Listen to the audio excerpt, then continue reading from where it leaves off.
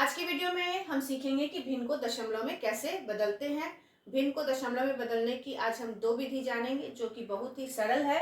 तो पहली विधि सीखते हैं। पहला क्वेश्चन है वो है 3/8। इसे हमें बदलना है भिन्न के रूप में।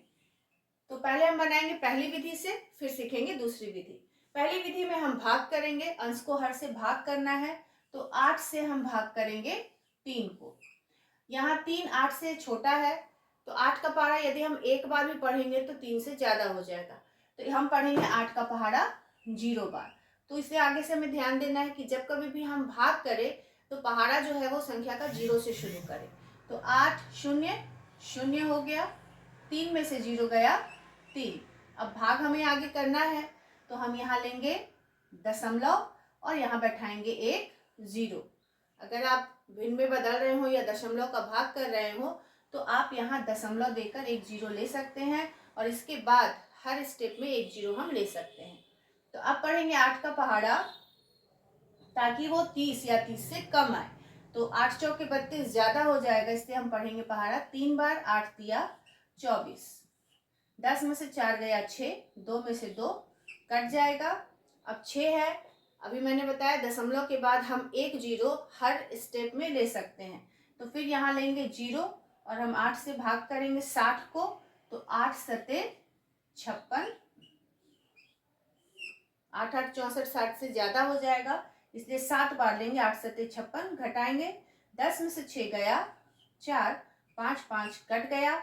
अब फिर अगला स्टेप आ गया, तो हम यहाँ एक 0 ले सकते हैं और 8 का पहाड़ा पढ़ेंगे 5 बार। 8 बचे 40।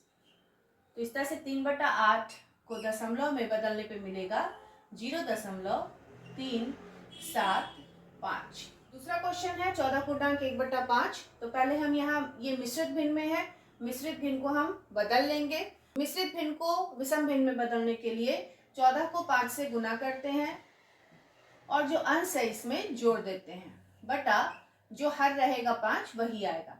तो 14 बचे 70 जोड़ 1/5 71/5। अब हम 5 से भाग करेंगे 71 में।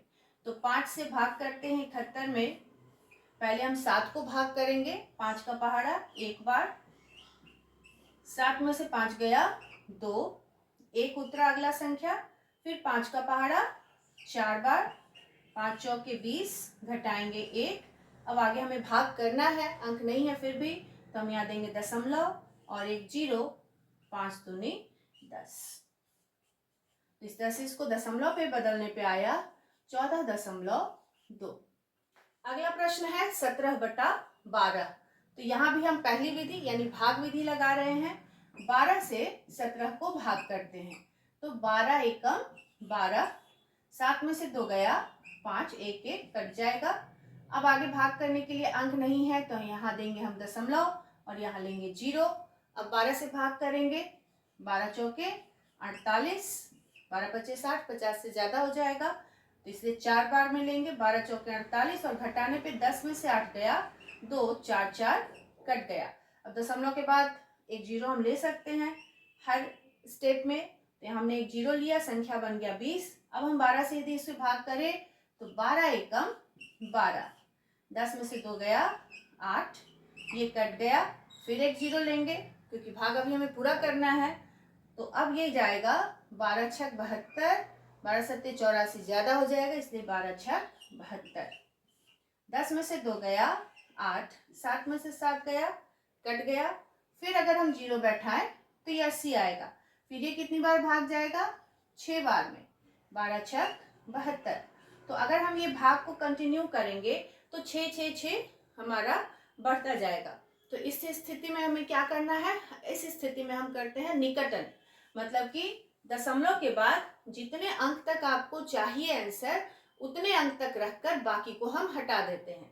तो मान लीजिए हमें यहाँ अगर दशमलव के बाद 2 अंक तक चाहिए, तो हम इसको क्या करेंगे, 1.4 और दूसरे अंक के बाद का अंक देखेंगे कि वो 5 से छोटा है या बड़ा। अगर यहाँ जैसे हमें एक तक लेना है आंसर दशमलव के बाद 2 अंक तक, तो तीसरा अंक यहाँ 6 5 से अधिक है, तो इसमें 1 जोड़ देंगे और ये पूरा अंक हट जाएगा। लेकिन अगर हम इसमें निकटन कर रहे हैं और इसके बाद का अंक 5 से छोटा है तो वो ऐसे ही हट जाएगा। तो इस तरह से हम निकटन कर लेते हैं। मान लीजिए हमें इसका 3 अंक तक निकटन करना है, यहाँ 6 तक, 4 1 6 में निकटन करना है, तो इसके बाद वाले को हम हटाएंगे। इसके बाद वाला फिर आपका 6 5 से बड़ा है तो 5 या 5 से बड़ा होने पे हमें 1 जोड़ना है। तो इसको हटाने के लिए हम इसमें जोड़ देंगे क्या, 1 4 1 7 हो गया। इसको हटाना है, 6 में 1 जोड़ दिए 7 और इसके बाद का अंक हट जाएगा। दूसरी विधि में हम क्या करेंगे कि जो भिन्न है उसके हर को 10 के गुणज के रूप में बदलेंगे। कैसे बदलेंगे, तो हर का पहले हमें अभाज्य गुणनखंड करना है। 8 का यदि हम अभाज्य गुणनखंड करें तो 2 चौके 8 और 2 दूनी 4, यानी ये 2 का घन है। तो यहाँ जितना 2 होगा उतना ही हम 5 लेंगे। तो 3/8 को हम लिख सकते हैं 3/2 का घात 3।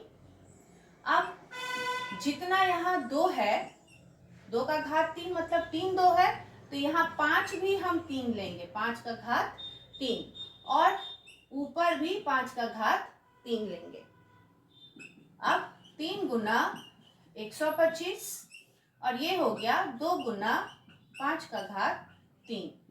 अब गुना करेंगे तो 125 से 3 को, 3 5 15, 3 दूनी 6 1 7, 3 एकम 3 बटा, इसको गुना करेंगे 10 का घात 3 और 375 बटा 1000। और अब यहाँ 0 हटा के हम सीधे दशमलव दे देंगे। 3 0 है तो 3 अंक के बाद यहाँ दशमलव आएगा, 3 7 5। 3 0, 3 अंक के बाद आप यहाँ दशमलव देंगे तो ये हो गया 0.375। तो इस तरह से भी यहाँ मुझे गुणनखंड करना पड़ेगा। अगर आपको पता है कि 125 गुना 8 1000 हो जाता है तो आप सीधे भी कर सकते हैं। जैसे हमारा ये दूसरा क्वेश्चन है, इसको भिन्न में बदलने पर हमें आया था 71/5। अब यहाँ हमें 5 को 10 के गुणज के रूप में बदलना है, तो यहाँ 2 से गुना करेंगे तो ये 10 हो जाएगा, और यहाँ भी 2 से गुना करेंगे क्योंकि नीचे किए हैं इसलिए ऊपर भी करेंगे बैलेंस करने के लिए। तो 2 एकम 2, 2 सत्ते 14 हो गया 10, और यहाँ चूंकि 1 0 है तो दाएं तरफ से 1 अंक के बाद दशमलव बैठाएंगे तो ये हो जाएगा 14.2। लेकिन ये विधि भी सब में नहीं चलता है।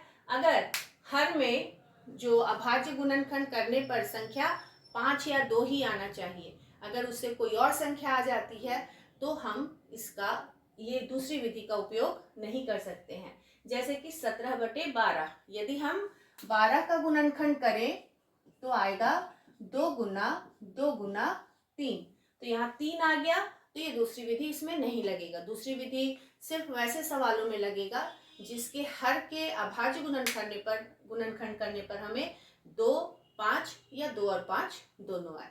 तो इस तरह से भिन्न को आप दशमलव में आराम से बदल सकते हैं, कोई बड़ी बात नहीं है। अगले वीडियो में हम लोग दशमलव से संबंधित और सवाल लेकर के आएंगे। इन्फॉर्मेटिव लगा हो तो जरूर लाइक करें, शेयर करें। मिलते हैं अगले वीडियो में।